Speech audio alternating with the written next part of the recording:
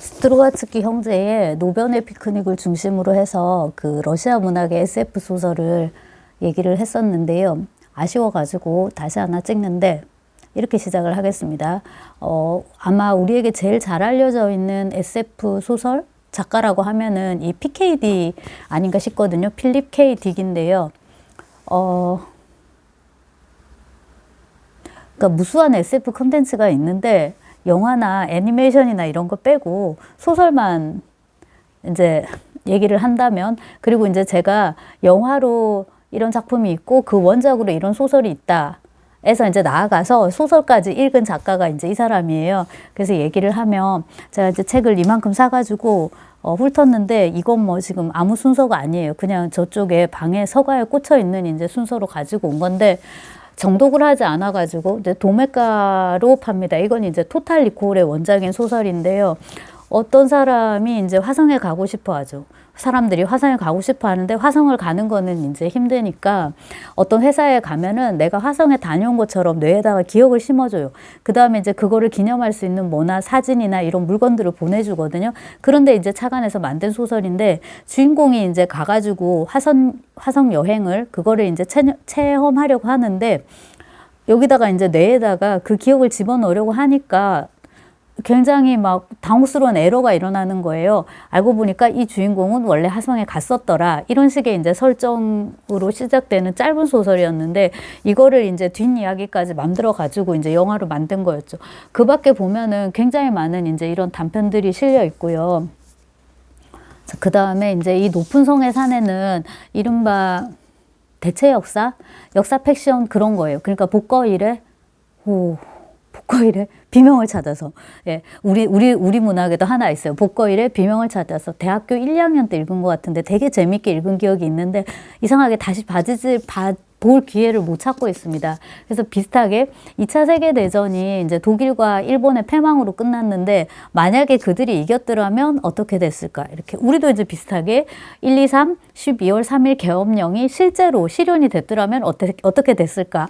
이제 그런 식의 어떤 판타지 소설을 써볼 수 있겠죠. 이 대체 역사, 높은 성의 산에 대표적이고요. 그 다음에 이제 먼지가 엄청, 네. 이 마이너리 리포트입니다. 마이너리 리포트는,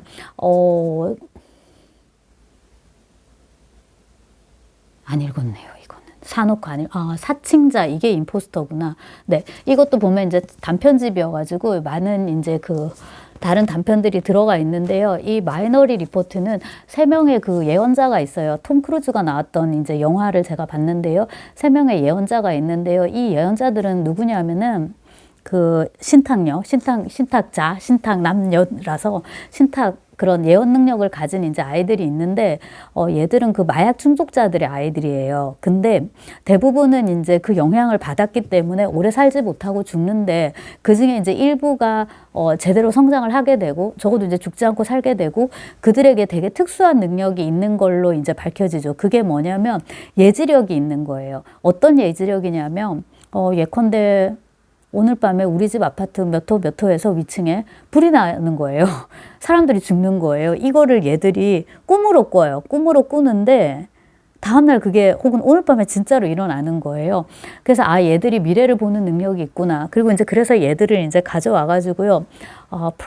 프리크라임인가 해서 미리 범죄를 예방하는 거예요. 범죄 예방센터예요. 몇 시 몇 분 어디에서 부인이 지금 불륜 중이고 그 행각을 남편이 덮쳐가지고 이 남편은 부인도 죽이고 그다음 뭡니까 상간남도 죽일 것이다 라고 이제 예언이 나오는 거죠. 정말 그 고대 그리스의 신탁 같아요. 그거를 이제 굉장히 과학이 발달된 사회니까 아시는 분들은 좋아하시던데 영화 보신 분들은 이렇게 어떤 스크린도 아니고 이렇게 되게 투명해 보이는 어떻게 보면 그냥 공간이에요. 거기서 이렇게 클릭하면은 이제 그 화면들이 보이고 그럼 이 위치가 어디지? 이러면 또 이렇게 클릭해서 우리 이렇게 휴대폰에서 이렇게 지도 확대하듯이 이렇게 확대를 하면은 여기는 서울특별시, 여기는 또 관악구, 또 무슨 어디 이렇게 이제 위치를 잡아내는 거죠. 그렇게 이제 시작을 하고 그다음에 이제 영화가 진행돼 가면은 거기에 이제 거대한 음모가 도사리고 있는데 요는 이제 탐 크루즈가 영웅이니까 이거는 영웅적인 활약을 통해서 거기에 잡혀 있는 거죠. 사실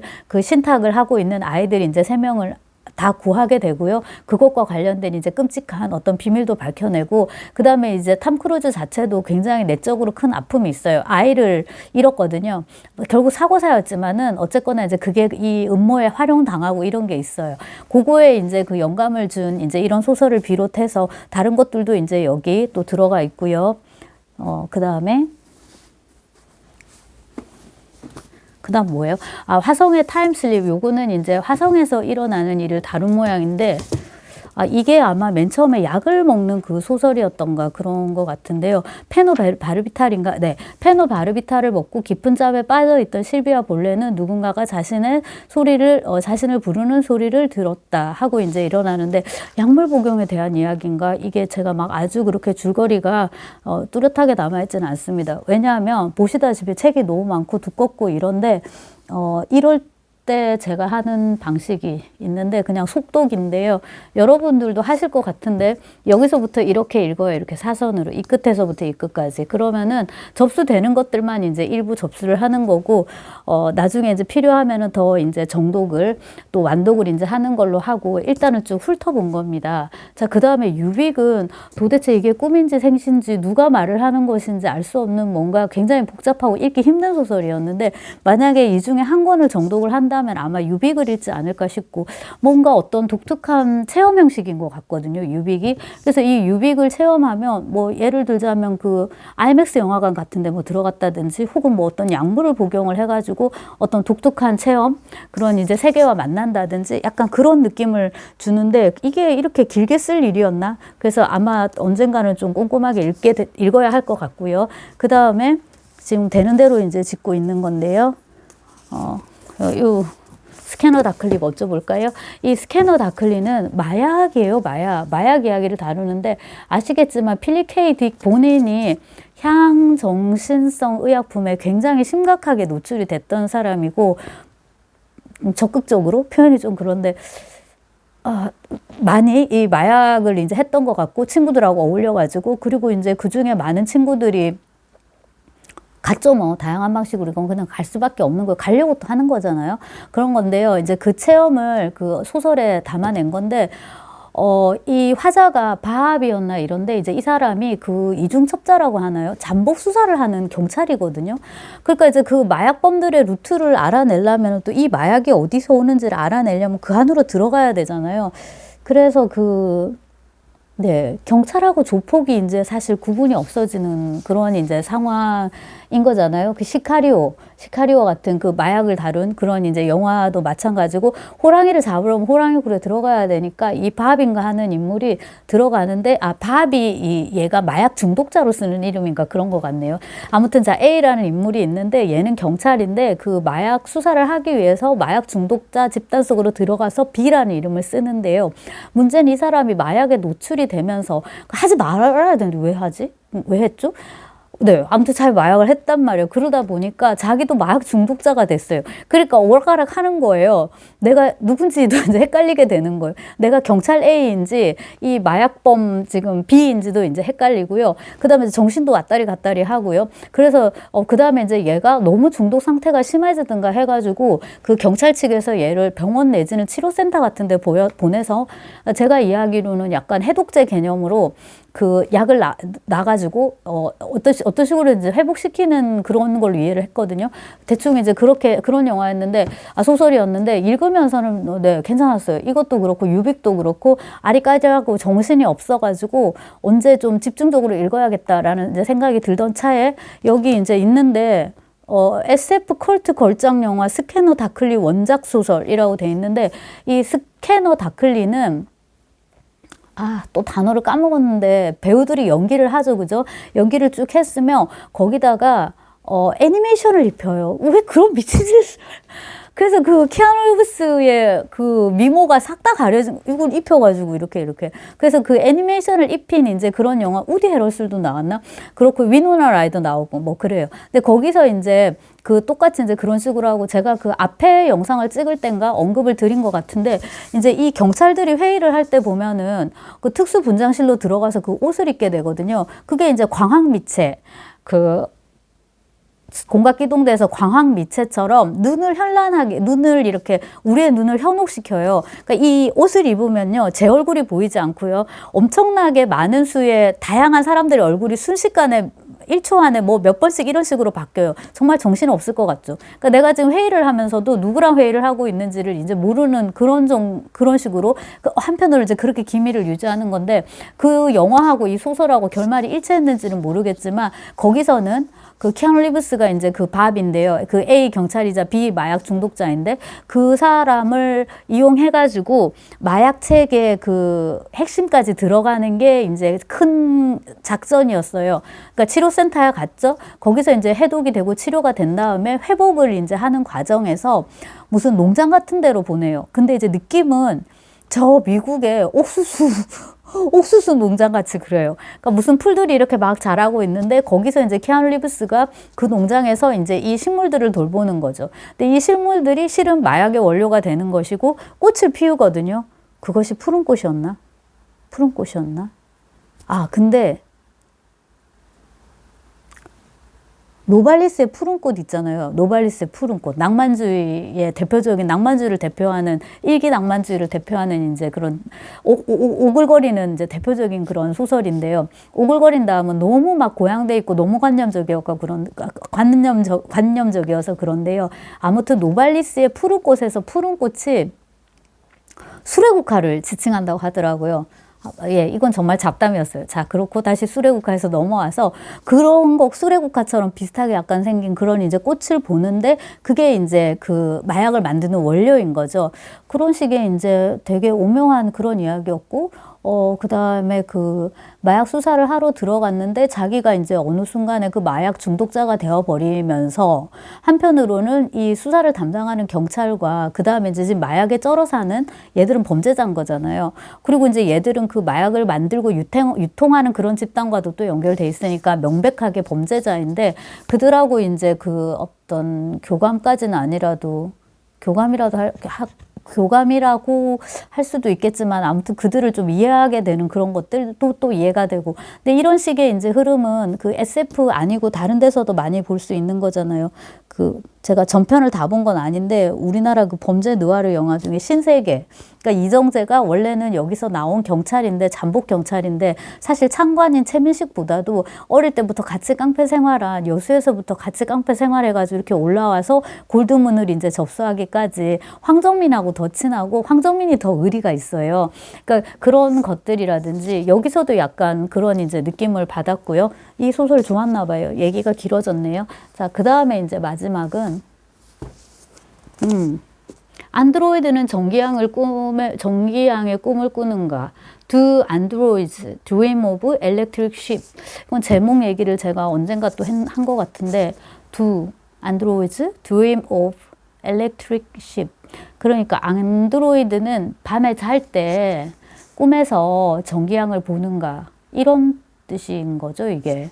혹은 안드로이드는 자기가 전기양이 되기를 바라나? 그런 꿈을 꾸나? 장래 희망을 갖는가가 아니라 아마 전자일 거예요.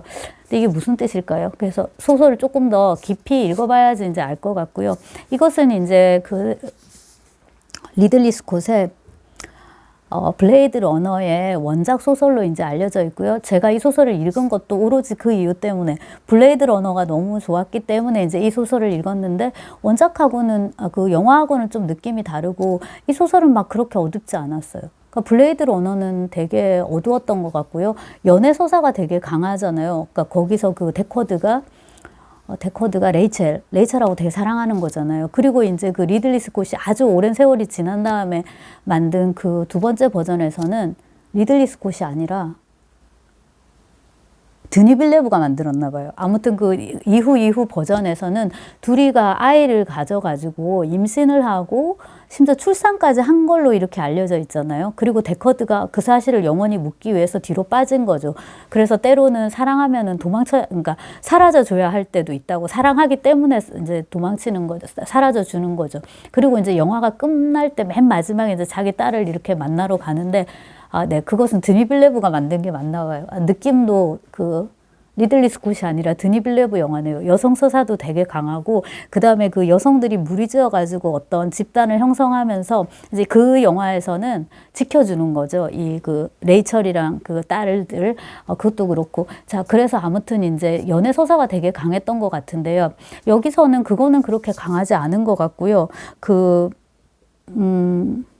새끼양을 사고 싶어 하잖아요. 여기 주인공 데커드는 이제 도망친 안드로이드 사냥꾼인가 이런데 돈이 많이 필요한데 돈이 많이 생기면은 얘가 사고 싶어 하는 게 애완동물. 그러니까 가짜 그 로봇이 아니라 요즘으로 치면 강아지 인형이 아니라 그러니까 막 걸어 다니고 멍멍멍 하는 그런 강아지 인형이 아니라 진짜 강아지 인형을 사고 싶은 거예요. 그게 이제 돈이 되게 비싼 거잖아요. 그래서 이제 그거에 이제 중점을 맞췄던 것 같고요. 그래서 여러분 SF 개론과 관련해서는 SF 거장과 걸작의 연대기라는 개론서가 있어요. 요것은 이제 글을 쓴 작가들이 김보영, 박상준, 심한선인데 심한선이 조금 뒤에 합류했던가 그렇고요. 주로 김보영, 박상준이 많이 쓴 것 같은데요. 이 두 분은 물론 본인들이 다 SF 작가인 걸로 제가 알고 있고 김보영은 제가 소설도 몇 편 읽었고요. 독자들이 되게 많은 이제 그런 작가인데 이제 이들이 이제 말하자면 자기 창작을 하는 과정에서 그 SF의 계보를 작성해 보는 거잖아요. 그러니까 그 좋은 책으로 저는 읽었고요. 논문 쓰면서 레퍼런스로 달기도 했어요. 그랬더니 심사위원이 빼라고. 학술서도 아닌 거를 왜 학술 논문을 레퍼런스로 가져오냐고 이제 해가지고 물론 빼지는 않았고요. 그래서 학술서는 아니에요. 그러니까 연구서는 아니지만 그에 준하는 어떤 정보를 저한테 주었고 저는 되게 꼼꼼하게 읽고 이제 이거 정리도 하고 이거를 가지고 따로 그 영상도 하나 찍은 것 같습니다. 그래서 이제 이 책을 보면서 SF의 고전으로는 이제 어떤 게 있고 여기서 이제 여기서 나오는 책들을 최대한 이제 찾아 읽어보려고 이제 애를 썼고요. 그 다음에 이제 이 책은 소설만 나오는 게 아니에요. 미야자키 하야와 같은 그 애니메이터 또 나오고요. 물론 그 다음에 말씀드린 리들리 스콧이라든가 이런 영화 감독도 나오고 뭐 두루두루 아우르고 있어요. 그렇게 두껍지 않은 책에. 그러니까 당연히 길게 자세히 쓸 수 있는 건 아니고요. 이제 이건 개론서로서 여기 SF 가이드북이라고 돼 있는데 가이드북으로서 이제 구실을 하는 거죠. 충분히 이제 그 기능을 훌륭하게 했다고 이제 생각을 하는데요. 고전들은 이제 뭐 제가 쭉쭉 얘기를 했었고요. 뭐 조지 오웰의 1984, 메리 셸리의 뭐 프랑켄슈타인 이런 거 쭉 얘기를 했는데 크게 두 부류로 나누는데 SF 스페이스 오페라 우주물이랑 그 다음에 이제 AI 이런 것들 있잖아요. 로봇이랑 해서 크게 두 개로 나누는데 이게 굉장히 이제 밀접하게 엮여 있기 때문에 이건 이거고 저건 저거다라고 말하기가 되게 힘든 거죠. 그래서 또 얘기하게 되는데 스탠리 큐브릭의 2001 오디스페이스 오디세이 같은 경우에도 우주 테마지만 그 안에 보면 이제 뭐였죠? 2009인가 그 AI가 엄청나게 큰 기능을 하잖아요. 캐릭터로서도 저는 그거는 완전 손색이 없었던 것 같아요. 그 빨간 외눈 있죠. 그런 것들이라든지 그래서 이제 SF에 입문하시는 분은 이거는 뭐 완전 제가 볼 때는 강추입니다. 한번 보시고요. 이제 그래서 이 책에서 현대 작가들을 쭉 이제 얘기를 하는데 제가 그 부분이 부족하니까 최대한 이제 번역서 위주, 당연히 번역된 거 위주로 이제 쭉쭉쭉 찾아봤는데 그 중에서 제일 재밌는 작가가 이 PKD여가지고 보시다시피 이거 다 제가 돈 주고 산 거거든요. 샀기 때문에 또 읽는 거예요. 돈 주고 샀으니까 말 그대로. 그리고 왜 이 사람을 SF계의 셰익스피어라고 부르는지 알 것 같은 것이 모든 주제를 진짜 다 섭렵했구나. 그 허버트 조지 웰스 이후에 정말 SF가 다룰 수 있는 모든 소재와 주제를 다루고 스토리도 재미가 있고요. 그러니까 그렇게 영화로 많이 만들겠죠. 근데 거기에 덧붙여서 제가 이 PKD의 매력을 느낀 게 뭐였냐면 소설이 쓰다만 것 같은 소설이 되게 많고요.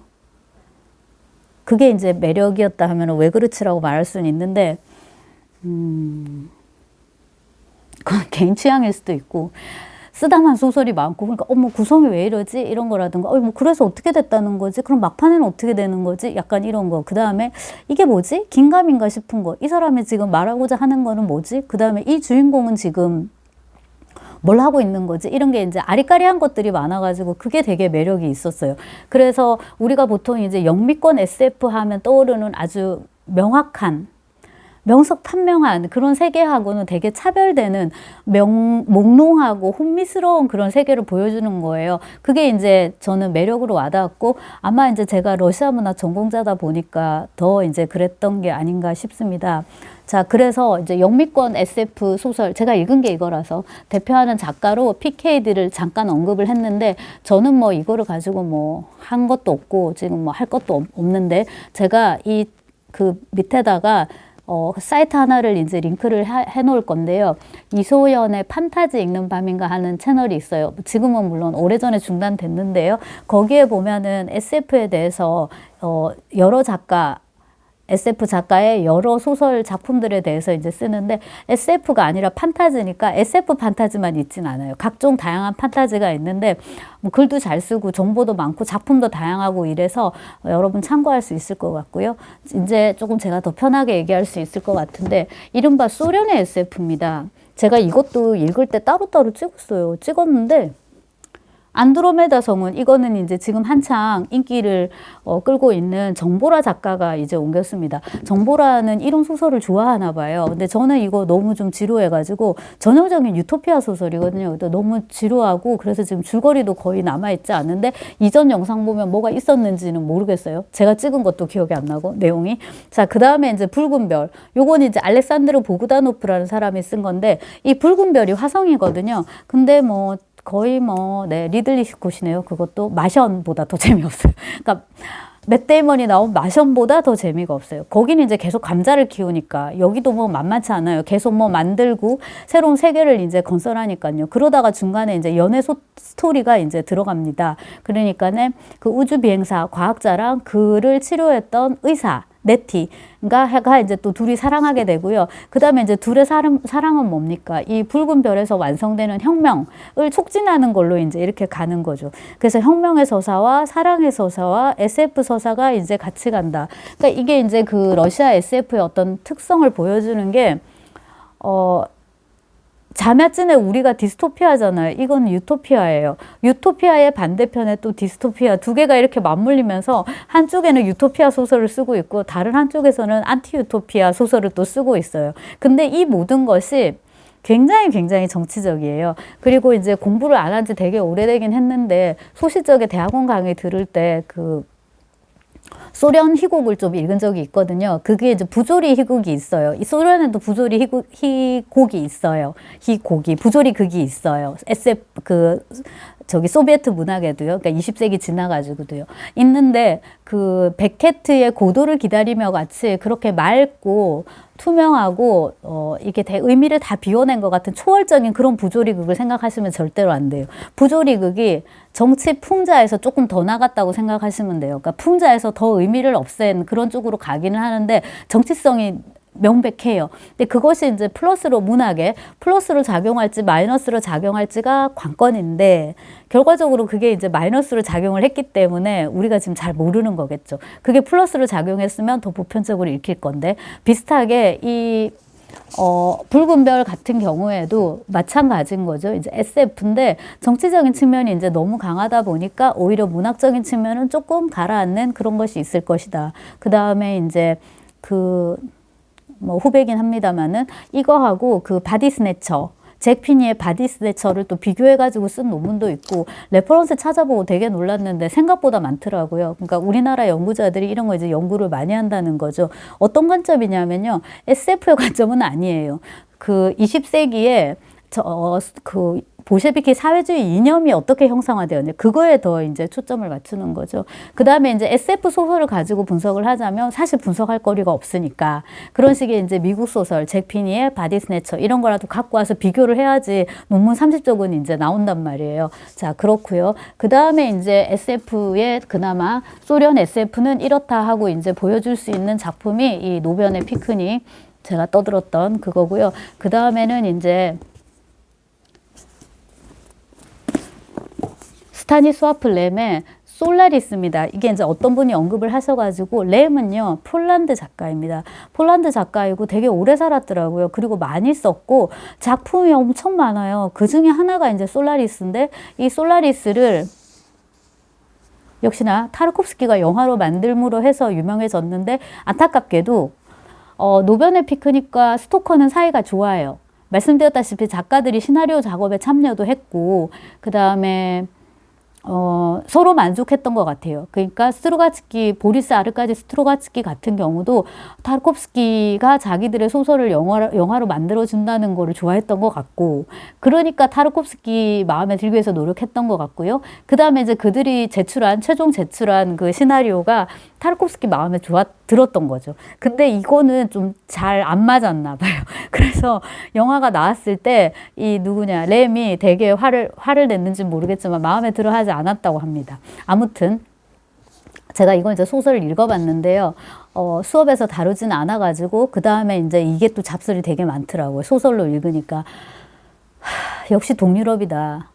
라는 이제 느낌이 들었고, 구소련하고 이제 동구라파, 동유럽을 우리가 같이 묶어서 얘기를 하잖아요. 근데 뭐 저는 뭐 원체 여행도 좋아하지 않고, 뭐 앞으로는 더 안 가겠죠. 젊어서도 안 갔는데 당연히 이제 더 안 갈 건데, 유럽을 특히나 동유럽을 다녀온 친구들 말이 진짜 도착하자마자 여기는 동이구나 라는 느낌이 이제 확 든다고 하는데, 저는 이제 가보지 않았으니까 실제로는 체험을 하지 않고요. 못했고요. 그 영화나 소설이나 그러니까 문학을 통해서 이렇게 느껴지는 거, 뭐 키에슬롭스키 이런 영화를 봐도 그렇고요. 그 다음에 글루미 썬데이 이런 거 감동은 생각 안 나는데 아무튼 그 동유럽 쪽, 그리고 이제 최근에 제가 길게 찍었던 벨라타르의 그런 사탄탱고 이런 영화를 봐도 그런데, 폴란드나 헝가리나 체코나 이런 데 문학은, 러시아 문학을 좋아하는 사람은 좋아할 것 같아요. 그러니까 저는 적어도 그랬어요. 그래서 언젠간 이제 꼼꼼하게 이제 읽을 건데요. 여기도 이제 켈빈이라는 과학자가 있거든요. 그 과학자가 이제 솔라리스라는 이제 별을 향해서 가는 거죠. 그러면 이제 여기에 다른 뭐라고 해야 되나, 기존에 와 있는 그런 이제 에스트로넛들이 있어요. 근데 이 사람들이 다 박사들이죠. 기베리안, 스나우트, 사토리오스 이렇게 있고, 네 번째는 팻말이 없었다. 여기가 누구 방이었더라? 그리고 이제 우리가 영화를 통해서 알고 있는 그 스토리가 이제 여기 나오는 거죠. 이 솔라리스가 이 기지거든요. 그 기지에 와 있는 사람들의 욕망을 읽어내요. 무의식을 읽어내가지고 그것을 물질화하는 거죠. 그래서 영화에서 이제 표현된 거로는 그 중에 이제 어떤 사람의 경우에는 아들이 죽었던가요? 버렸던가요? 아무튼 그 아들이 돌아다니고, 그건 실제가 아니고 환영이니까 절대로 믿지 말라고 하는데 너무나도 실제 같죠. 그 다음에 케빈은 아내가 자살을 했거든요. 아내가 자살을 했는데 아내가 살아났어요. 그 이제 할인데요. 여기서 뭐였더라? 키레이? 할인데요. 하리가 살아났어요. 그러니까 이제 당혹스러운 거죠. 자살해서 죽은 아내가 하레이 살아났으니까요. 근데 영화를 볼 때 더 안타까웠던 거는 케빈의 어떤 혼란도 있지만 하리의 혼란이 있어요. 내가 누구지? 내가 죽었는데 왜 여기 있지? 이런 거고요. 그 죽음을 다시 반복하게 되고 이런 것들이 있어요. 그 다음에 이제 몇몇 그로테스크한 장면들, 그러니까 그런 쪽으로 제일 타르콥스키가 작정하고 찍은 건 거울인데요. 시간대가 막 헷갈리고, 이 사람이 그 화자에 지금 아내인지 아니면 뒤로 가서 어머니인지 막 그런 게 막 뒤섞이거든요. 그게 거울이 그런 장난을 되게 많이 쳐놓은 이제 영화여가지고, 타르콥스키 영화를 이제 얘기를 할 때는 제일 난해하다고도 하는 건데요. 이 솔라리스에서도 그런 게 좀 있어요. 그래서 아무튼 이제 그 영화와 관련해서 이 소설도 한번 이제 볼 수가 있을 거란 말이에요. 그래서 한 요 정도가 지금 제가 생각할 수 있는 러시아 문학의 SF 소설 하면은, 여러분들이 뭐 한 번쯤 읽어보실 수 있겠다라고 생각이 드는 작품들입니다. 이게 이제 작품 자체의 어떤 매력이나 뭐 문학성 이런 것도 있지만, 지금 현재 이게 책으로 편집이 얼마나 잘 됐는지도 되게 중요한 거잖아요. 근데 요거 이제 말씀드렸다시피 현대문학에서 되게 예쁜 장정으로 잘 나오고 있고, 이건 이제 민음사에서 또한 이제 예쁘게 나오는데, 제가 자꾸 스타니슬라프라고 하고 싶어요. 스타니스와프 렘 같은 경우에는 제가 작품집도 갖고 있거든요. 근데 이거 못 읽었어요. 그래가지고 좀 읽고서 얘기를 할 수 있으면 좋겠는데, 제가 오늘 107을 지금 1차 축으로 다 끝냈거든요. 그러니까 완전 정말 내가 소처럼 일한다. 예. 소처럼 일한다는 게 여러분 나쁜 건 아니에요. 왜냐하면 소는요, 막 그렇게 자기 학대하지 않거든요. 그냥 일할 만큼만 하고. 그러니까 제가 진짜 소처럼 일하네요. 일하다가 졸리면 자고, 하기 싫으면 안 하고, 지금 그래서 이거 찍고 있고 뭐 이런 건데요. 제가 진짜 소처럼 지금 백지 번역을 하고 있는 거죠. 음모. 자, 요 정도이고요. 말씀드렸다시피 램은 러시아 작가 아닙니다. 러시아 작가가 아니지만은 이제 러시아 문학, 슬라브 문학으로 하면은 이제 램까지 넣을 수 있겠다라는 거였고요. 자, 이렇게 요거 이제 짧은 것들이 들어 있으니까는 골라서 읽을 수 있을 것 같고요. 그 스타니슬라프가 아니라 스트루가츠키 형제의 이제 그 노변의 피크닉을 제가 50분 가까이 찍었나요? 했는데 그 앞에 것까지 합치면은 거의 75분 되지 않나요? 그러니까 진짜 한 주 강의를 한 거예요. 한 셈인데 아쉬워가지고 뭐가 아쉬웠냐면요. 그 제가 찍은 거는 어디 그 지면에 실은 거여가지고 뺀 얘기들이 많아요. 그리고 이제 그 원고를 쓰고 나서 지금까지 또 시간이 흐르는 동안에 뭐 책을 아무래도 조금 더 들춰보고 그 작품과 그 인물들에 대해서 생각을 해서 조금 덧붙이고 싶은 내용들이 있잖아요. 그래서 이제 이렇게 노트가 있는데요. 약간 정리를 이제 해보자면, 그 다음에 그때 빼먹었던 걸 조금 아쉬운 걸 이제 얘기를 하자면은요. PK딕하고 이제 그 스트루가츠키를 갖다 붙일 수는 없을 거예요. 물론 없는데 원체 나이도 비슷하고, 그러니까 PK딕은 1928년에 태어나서 1982년에 죽었습니다. 그러니까 죽은 연도가 조금 빨라서 그렇지 사실 산 시기는 이제 거의 비슷한 그 냉전기에 이렇게 살았기 때문에 미국식의 SF의 어떤 그 최고점하고 그 다음에 이제 소련식 SF의 어떤 최고점 이렇게 갖다 붙일 수도 아마 있을 거예요. 제가 그런 걸 연구하진 않을 거고요. 그냥 배경 지식으로 그렇고요. 자, 그 다음에 이제 아무래도 우리가 이걸 먼저 접하니까 그런 어떤 영미권 SF하고 비교를 했을 때 이 소련의 SF, 그러니까 요 노변의 피크닉의 어떤 특징을 얘기를 해보면은 조금 짚어보면은 첫째는 주인공이 평범하다. 이게 제가 앞선 동영상에서 얘기를 했는데 이제 다시 한번 확인을 하자면은 어슐러 르긴이 이제 한 말인데요. 보통 이런 영미권의 SF들은 주인공들이 신체적으로 우수하거나 지적으로 우수하거나 도덕적, 정신적으로 우수하거나 대부분은 셋 다 다예요. 그쵸. 그래서 역시나 리들리 스콧이 만든 이제 최고의 SF 영화인데 에이리언 있잖아요. 에이리언을 보면은 거기 이제 젊은 날에 시고니 위버가 나오는데 정말 빛나죠. 제가 되게 좋아했었거든요. 키도 크고 얼굴도 이쁘고 똑똑하고 잘 싸우고 의협심도 강하고. 시고니 위버는 이제 계속 2, 3, 4에 감독이 바뀌더라도 이제 그 모습으로 쭉 가는데 제일 마음에 안 들었던 거는 제임스 카메론 감독 영화였나? 아무튼 또 4편은 좀 괜찮았고 로봇이 나오고 아무튼 제가 그 에이리언 시리즈를 되게 좋아했는데요. 최근에 나온 거는 조금 가라앉고 보려고 지금 아직 안 보고 있는데 그런 식으로 주인공이 뭔가 되게 우월하죠. 사실 보면은 여기도 그래요. 여기 케빈 같은 경우에도 굉장히 별나거든요. 그러니까 과학자기도 하고요. 정서적으로 되게 예민해요. 그러니까 지적으로 우월하다라는 게 반드시 이 사람이 도덕적이고 온전하다는 의미가 아니라 반대도 가능하거든요. 지적으로 너무 예민하고 신경질적이고 이래도 이제 소설이나 영화에서는 우월한 거잖아요. 여기 이제 케빈은 약간 그런 느낌을 주고요. 영화에서는 케빈의 아버지가 아들한테 한 소리 하죠. 너같이 싸가지 없는 놈은 우주로 보내면 안 된다고. 우주는 정말 연약하거든. 그나마 지구나 되니까 너 같은 놈을 봐주는 거야. 이런 식의 이제 대사를 날리는데요. 일반적으로 봤을 때 이제 그렇다는 것이고, 그게 이 노변의 피크닉에는 되게 잘 맞는다라는 생각이 듭니다. 왜냐하면 이제 여기 나오는 레드리 슈와트는 신체적으로 아주 뛰어나지도 않고요. 지적으로 똑똑하지도 않아요. 자기가 뭐 아주 뛰어난 연구원도 아니고 기껏해야 이제 보조, 시다 그 정도 이제 연구원밖에 안 되고요. 말씀드렸다시피 도덕적으로 딱히 의롭지도 않아요. 세 번째 잠입을 할 때는 이제 버브리의 아들인 아서를 일종의 인질로 데리고 가는 거라든가 뭐 일단 더러운 일 하고 있으니까요. 그런 거 봐도 그렇고. 그래서 문무를 겸비한 지덕체를 실현하는 그런 사람이 주인공으로 나오지 않는다. 굉장히 주인공이 평범하다. 주인공의 평범성, 이걸 이제 첫 번째 특징으로 잡을 수 있을 것 같고요. 두 번째는 보편적 인지주의라는 우리의 미신을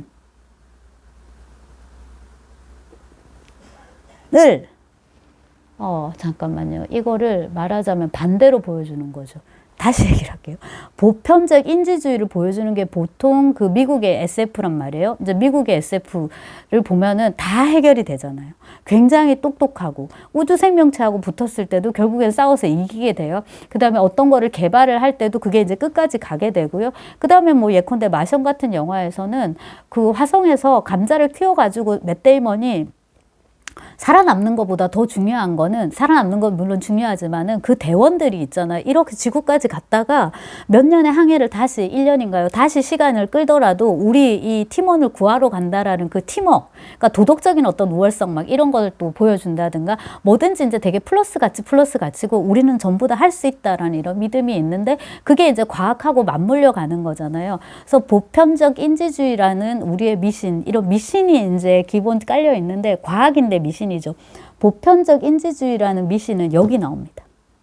이 스타니스와프 램의 표현이에요. 그런 거를 이제 보여주는데 반해서, 이 보편적 인지주의를 보여주는데 반해서 이 램 소설도 마찬가지고요. 이 스루가츠키 소설도 마찬가지인데 얘네들은 이 러시아 동유럽 이쪽 작가들은 오히려 반대로 아니야 라고 말하는 거죠. 우리가 잘 모르는 것 같아.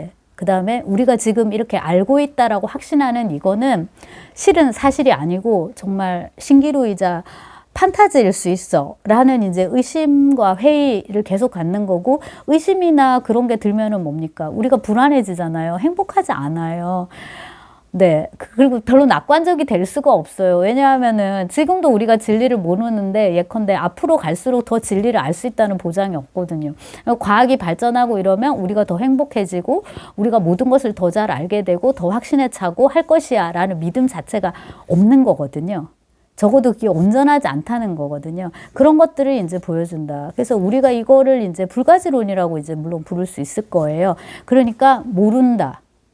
누가 우리를 방문했었는지 모른다. 노변의 피크닉을 가듯이, 소풍을 가듯이 길가에서 그렇게 좀 놀다가 떠난 그 생명체들이 다시 올지 어떨지 잘 모른다. 걔들은 이렇게 우주를 이렇게 떠돌다가 잠깐 지구에 이렇게 소풍을 온 것처럼 살풋 왔을 뿐이다. 걔들이 과연 다시 올 것인가? 걔들은 뭐를 하는 존재인가? 이걸 우리가 모른다라는 거예요.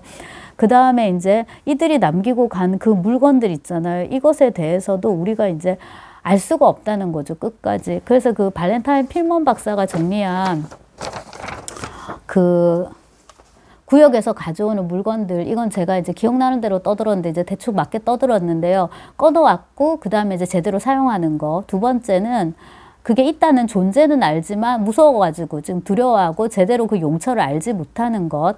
그 다음에 이제 세 번째는 전혀 모르는 거죠. 확인이 안 됐어요. 예를 들자면 그 금빛 구체 같은 거, 이런 거고요. 그 다음에 이제 네 번째가 이것은 물체가 아니라 영향입니다. 그래서 구역에 들어갔다가 돌아온 자들, 살아있는 죽은 자들. 그러니까 겉으로 보면 살아서 나왔는데 사실 이 사람들은 지금 죽음의 땅에 갔다 왔기 때문에, 죽음보다 더 무섭죠. 미지의 땅에 갔다 왔기 때문에 그 몸에 뭐를 묻혀 갖고 왔는지 모르는 거예요.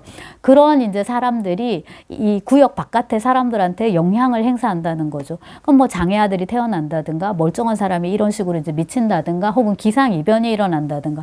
그래서 딱 보면 이제 그 원폭, 일본의 나가사키, 히로시마 이제 이런 게 떠오르는 것이기도 하고 고요. 그것과 이제 연관은 다 될 것 같은데 그런 것들. 그래서 우리가 모른다라는 게 중요하다는 거죠. 그거를 이제 계속 얘기를 하고 그 다음에 이제 그거를 소설적으로 설득력 있게 이제 하기 위해서 요 노변의 피크닉입니다. 여기 등장인물들이 되게 많은데요. 그건 제가 지난 영상에서 쭉 얘기를 했었는데 여기에는 등장인물 외에 등장하지 않는 인물들이 많습니다. 우리는 이 사람들 얼굴 절대로 모르죠. 또 대사도 모르고 안 나오니까. 이 사람들은 다 죽었어요. 스토커들인데 구역 안에 들어갔다 죽은 사람들이에요. 뭐 민달팽이, 굵은 뼈 아이작, 고릴라박, 파라오 뱅커, 안경잡이, 스테판 노먼, 또 뭐냐, 컬리건, 종기 피트, 철면피 등 겸사겸사 이 번역을 되게 잘했어요. 자, 그렇고 그 다음에 이제 등장 인물이 아니고 등장 소품이라고 해야 되나, 이제 이런 것들인데요. 제가 깡통에 대해서는 길게 얘기를 했었는데 두께가 5m 정도이고 간격은 400mm. 그러면 400mm, 40cm 떠져. 이렇게 떨어져 있는데 이 종이 두 장이 이렇게 떨어져 가지고 있는데요. 둘이가 붙지도 않으면서 더 이렇게 떨어지지도 않으면서 이 간격을 계속 유지를 한다는 거예요. 그걸 이제 연구를 하는 거고요. 그 밖에도요.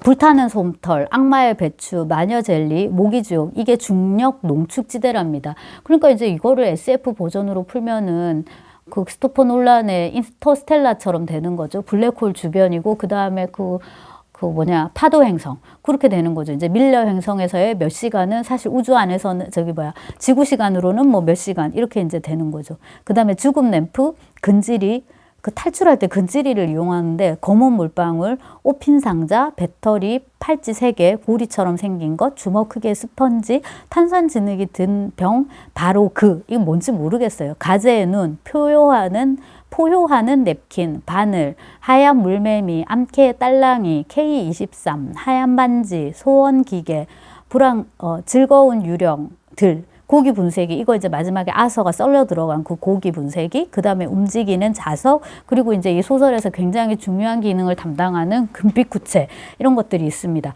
그래서 이런 것들이 과연 무엇인지 오묘하게 이제 계속 흘리기만 하잖아요. 그래서 요는 우리가 알 수 없다라는 건데, 그거를 이 소설의 나름대로 이제 주제가 나오는 대목이라고 할 수 있는 그 발렌틴 필먼 박사와 이 눈원의 대화를 이제 우리가 생각할 수 있을 것 같거든요. 이제 거기서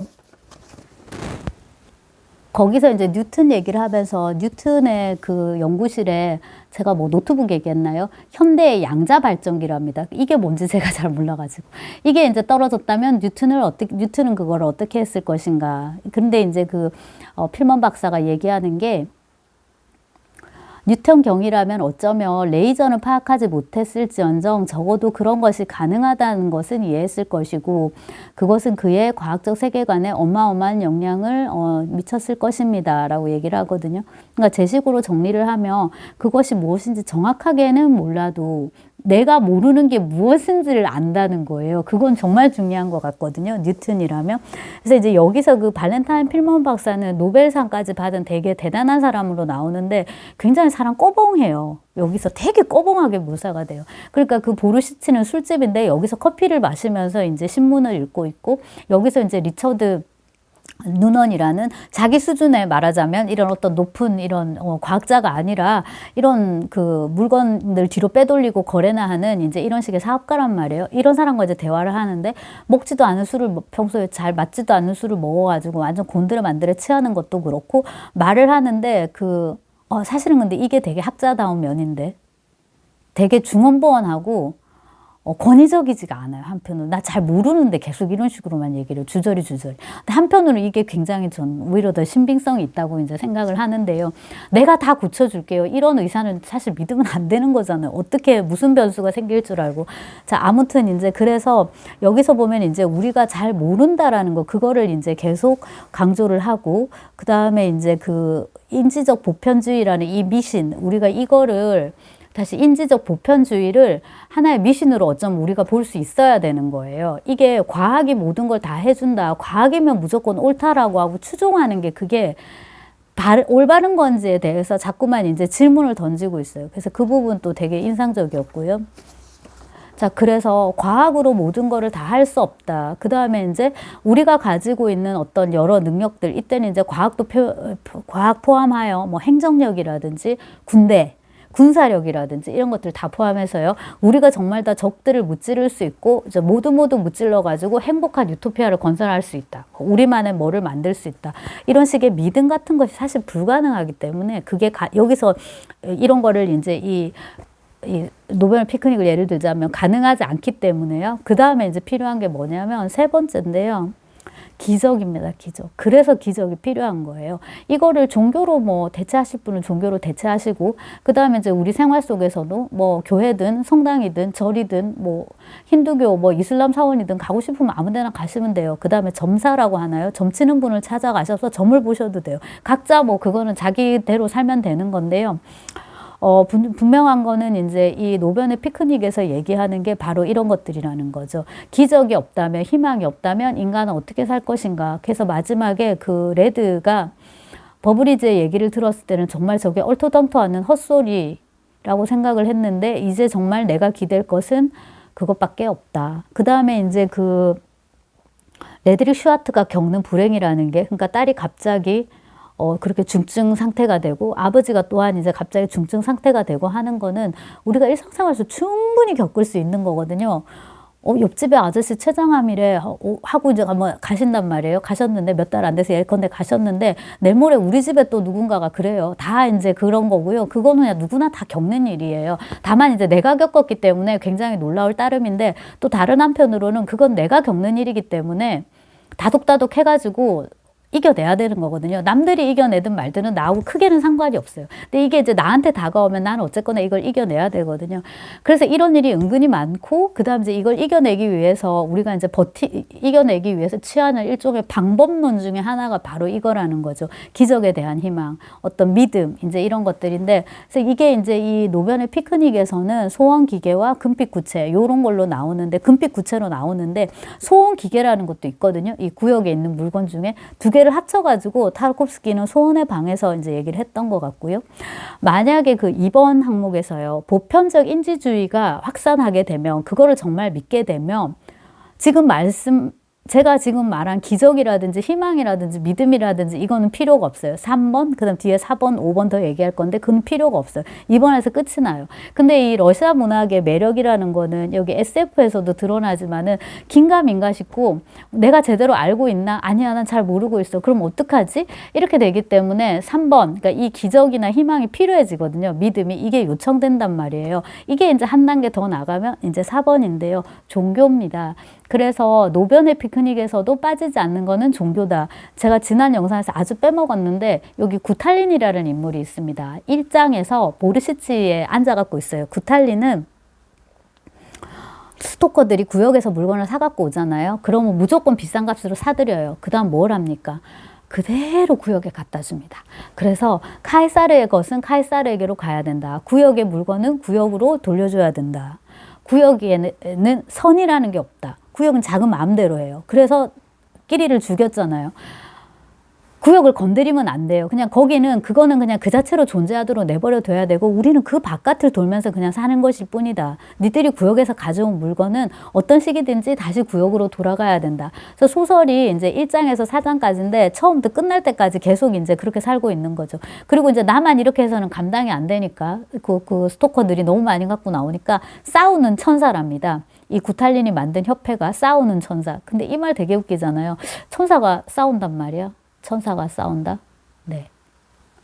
이것도 키아누 리브스가 나온 그 오컬트 영화죠. 콘스탄틴에 보면 되게 재미있는데 천사들이 잘 싸워요. 잘 싸우고. 특히 그 가브리엘, 틸다 스윈턴이 연기한 가브리엘 굉장히 인상적이었는데, 가브리엘이 여성의 가능성이 있잖아요. 그래서 굉장히 중성적인 배우인 틸다 스윈턴을 그 캐스팅을 되게 잘한 것 같은데요. 이렇게 날개 달아가지고 예쁘더라고요. 아무튼 이제 거기서 그 어떤 천사의 양면성 이런 걸 이제 보게 되는데, 이 구탈린이 만든 협회 이름이 그래요. 싸우는 천사. 마지막에 나중에 보면 이제 해체한다고 돼 있는데, 그럼에도 불구하고 자기가 하는 일을 똑같이 하죠. 구역에서 가져온 물건들을 최대한 자기가 투자할 수 있는 한 최대한 돈을 많이 투자해서 다시 이제 구역으로 갖다 둔다. 이제 이렇게 되고요. 그 다음에 이제 그 연구인 끼릴 같은 경우에 이름이 이제 그 성자의 이름을 취하고 있고, 끼릴이 보이는 일련의 태도 같은 것도 역시나 어떤 그런 성스러움 같은 거를 담고 있다는 거죠. 도저히 이렇게 세속만 갖고는 안 되는 어떤 그런 부분을 이제 종교로 이렇게 가져오는 거고, 그 다음에 이제 다섯 번째 제가 이제 얘기를 했는데, 발렌타인 박사가 얘기했던 구역이 우리한테 주는 네 번째 것, 그것이 이제 물체가 아니라 영향이다라고 했는데, 그게 이제 그 몽키라든지 아버지를 통해서 이제 나타나는데, 사실 우리가 그것은 일상적으로도 겪을 수 있는 그런 불행인 거잖아요. 그래서 그거를 SF적인 코드로 충분히 과학의 코드로 풀 수도 있을 건데, 5번은 빼야겠다. 네, 풀 수도 있을 건데, 이거에다가 이렇게 종교적인 어떤 뉘앙스를 넣어가지고 소설을 이끌어가는 것에서 역시 러시아 문학이구나 하는 생각을 하게 되고요. 제가 몽키가 너무 귀여워가지고, 몽키가 이제 아빠가 들어갔다 나왔을 때 두 번째 잠입이죠. 했다가 나왔을 때 집에 잠깐 들잖아요. 들어오는데 구타가 아내가 커피를 이제 끓여줍니다. 굉장히 전원시적인 그런 장면인 거죠. 그리고 이제 몽키가 자고 있었는데 잠시 이제 정신이 들어가지고 아빠한테 이제 이렇게 이야기를 해주는데, 이웃집 윌리가 인형 다리를 뜯어버렸어. 3층 집에서 고양이가 살기 시작했는데 온몸이 하얗고 눈이 빨개. 아마 엄마 말을 안 듣고 구역에 갔다 왔나 봐. 저녁으로는 잼이 들어간 오트밀을 먹었어. 구탈린 삼촌은, 아까 그 구탈린입니다. 구탈린 삼촌은 또 술을 처마셔서 몸이 안 좋아졌고 울기도 했어. 구탈린은 되게 많이 울어요. 성승스럽고 굉장히 감상적인 그런 캐릭터로 이제 그려졌는데, 되게 러시아 문학적이죠. 진짜 그 도스토옙스키 죄와벌의 마르멜라 두프라든가 막 그런 느낌을 주는 거죠. 물고기들은 물속에 있는데 왜 가라앉지 않지? 엄마는 왜 밤에 잠을 안 자는 거야? 왜 손가락은 5개인데 팔은 2개이고 코는 하나야? 애들은 이런 쓸데없는 질문들을 되게 많이, 쓸데없지만 들어오면 굉장히 신박하고, 그 다음에 이제 그 낯설게 하기죠. 제가 이제 이미 우리는 이제 자동화 돼가지고 아무렇지도 않게 느끼는 그런 것들을 자기들만의 어떤 독특한 시선으로 이렇게 보면서 자기들이 가지고 있는 지금 막 형성되고 있는 작은 어휘 사전으로 그걸 이제 표현하려고 하는 건 거잖아요. 그러다 보니까 되게 기발한 표현들이 많은데, 여기서 이제 몽키가 그런 거를 또 잘 얘기를 해주고, 그래서 좀 아쉬운 것들을 제가 이제 정리를 해봤는데요. 지나가 되게 이쁘다고 나오고, 발렌타인 필먼 박사하고 이제 얘기를 나눈 다음에 그 레드릭을 찾아갈 때 리처드 누넌이 혼자 생각하는데요. 우리는 그저 아무것도 이해하지 못하는 것이지만 그들은 적어도 자기가 무엇을 얼마만큼 모르는지는 이해한다. 그 헤아릴 길 없는 심연을 보면서도 그리로 내려갈 수밖에 없음을 안다. 이게 이제 그 차이인 거죠. 내가 뭐를 모른다는 걸 알고 있고 그 모르는 대목을 채우기 위해서 이제 끊임없이 움직이는 거죠. 지적으로도 그렇고 이제 그 육체적으로도 그렇고. 그 다음에 이제 이 주인공 그 레드릭이 다시 들어갔는데, 예, 결과적으로 이제 자기가 자기가 이제 기대하는 것은 결과적으로 희망, 기적에 대한 희망이다. 어쩌면 기적에 대한 확신이다. 이제 이런 게 있고요. 네. 구역으로 들어간 다음에는 아직 젊었을 때, 예뻤을 때 이제 구타의 모습을 회상하기도 하고 이제 그렇습니다. 그리고 그 중간에 돌아왔을 때 세상의 모든 냄새가 나를 급습했다, 엄습했다 이런 느낌을 받거든요. 이 레드릭이. 그러니까 이것도 이제 구역이 레드한테 준 건데, 세상의 모든 냄새가 한꺼번에 나를 덮치면 어떤 느낌일지 좀 궁금하기도 하고 그렇습니다. 그래서 이제 전반적으로 여기 이제 미국 작가지만은 영미권의 이제 SF하고, 여러분 그 프랑스의 SF의 대표적인 작가는 줄 베른이에요. 줄 베른. 해저 뭐 몇 말리지 그거랑 이제 며칠간의 세계 일주 그런 거 이제 쓴 사람인데요. 그 작품인데요. 제가 다시 80일간의 세계 일주 그런 건데요. 이건 이제 어릴 때 사실 읽었어야 됐는데 나이 들어가지고 읽으려고 하니까 조금 읽다가 재미는 있는데 그렇게 막 재미가 없었어요. 무슨 말인지 아실 것 같아요. 네, 이 사람 이제 프랑스 SF 고전을 이제 일으켰지요. 자, 그거 하고 이제 있고 이 영미권이 이제 있고요. 그 다음에 이제 소련 SF 중에 이제 좀 제가 아는 작가로 제가 읽은 작가로 해서 그쪽은 이제 어떤 특징을 가졌는지를 정리를 했는데, 저는 뭐 전공이니까 이렇게만 이제 보는데요. 수업을 들었던 한 학생이 답안에다 그렇게 썼더라고요. 제가 지금까지 했던 얘기인데요. 더 간결하게 이제 썼었는데, 미국 SF를 보면 헐리우드 SF 영화도 보고 이러면은 모든 게 다 깔끔하고 모든 것이 다 정복되고 모든 것이 다 이제 해명이 되는데, 러시아 SF는 다 아리까리하게 이렇게 이제 끝이 난다고 써놨더라고요. 그 부분 제가 되게 인상적이었는데요. 그게 이제 SF뿐만 아니라 러시아 문학 자체의 어떤 이제 특징이기도 합니다. 자, 그래서 지난번에도 그랬는데 요걸 이제 여러분들한테 권하고, 조금 여력이 되시는 분은 근데 이것도 되게 안 팔리는 것 같더라고요. 근데 읽어보시면 네, 많은 독자를 끌 수는 없는 소설이에요. 왜냐하면 스토리가 아주 크지는 않거든요. 그러니까 스토리가 크다기보다는 그 인물들의 어떤 고뇌와 그 다음에 철학적인 담론과 이런 것들을 우리가 쫓아가야 되는 그런 것들에 이제 빠져서 읽어야 되는 작품이라, 근데 어떤 독특한 문학 세계를 체험하고 싶다면은 이것도 이제 읽어보면 좋을 것 같습니다.